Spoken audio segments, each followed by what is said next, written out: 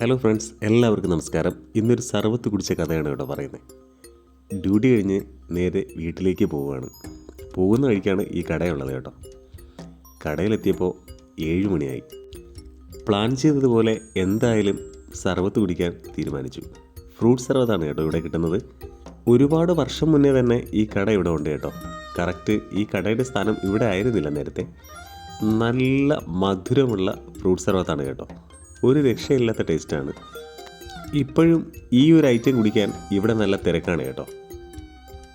അപ്പോൾ തന്നെ നമുക്ക് മനസ്സിലാവും ഇതിൻ്റെ ക്വാളിറ്റിയും ക്വാണ്ടിറ്റിയും എത്രയാണെന്ന്. മധുരം ഇത്തിരി കൂടുതലാണെങ്കിലും ഇത് കുടിച്ചാൽ ദാഹവും മാറും, വയറും നിറയും കേട്ടോ. ഇതൊരു കുഞ്ഞു കടയാണ് കേട്ടോ. ഇതിന് വേറെ പബ്ലിസിറ്റി ഒന്നുമില്ല. ഇതിൻ്റെ ടേസ്റ്റ് ഒരു വട്ടം കുടിച്ച ആൾക്കാർ തീർച്ചയായും വീണ്ടും വന്ന് കുടിക്കുന്ന ഒരു കടയാണ് കേട്ടോ.